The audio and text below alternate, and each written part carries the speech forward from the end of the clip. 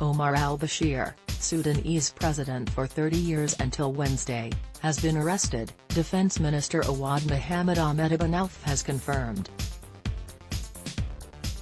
Addressing the Sudanese people on Thursday afternoon, Ibn Auf said al-Bashir, who is wanted for war crimes by the International Criminal Court (ICC), had been taken into custody in a safe place.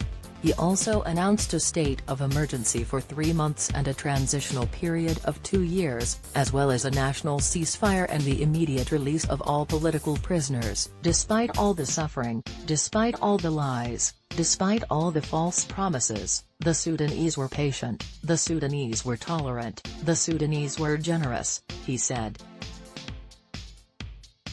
Ibn Auf also praised the youth of Sudan for taking to the streets in a very peaceful way. The demonstrations started in late December by university students angered by the tripling of the cost of bread. When the ATMs ran out of cash shortly after, the Sudanese Professionals Association (SPA), an umbrella group of doctors, lawyers and other activists, redirected the protests to call for the end of al-Bashir's reign. The movement has since spread to nearly every state in Sudan, making it the biggest ever resistance effort against the government since al-Bashir became president in 1989.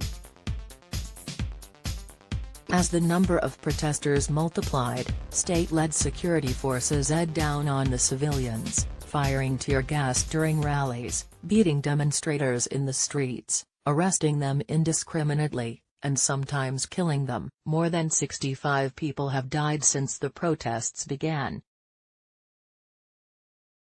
While al-Bashir's ouster continues to be celebrated, Sudanese activists have rejected Ibn Auf's announcement of a 2-year military council to oversee a transition of power. Instead, the activists are demanding the handover of power to a civilian government. This is a game on the Sudanese people. The street refuses totally the announcement by Ibn Auf, activist Omar al-Nil said following the defense minister's televised address to the nation. All of the Sudanese people are in the street and demanding the downfall of all the regime and not recycling the same people.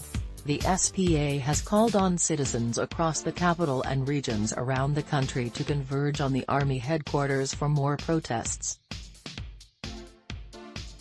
The regime has conducted a military coup to reproduce the same faces and entities that our great people have revolted against, the SPA said in a statement.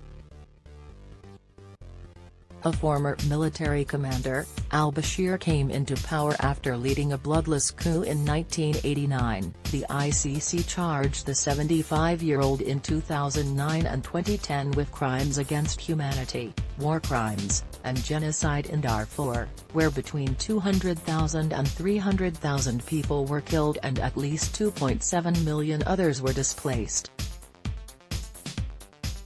Despite the international travel ban stemming from his arrest,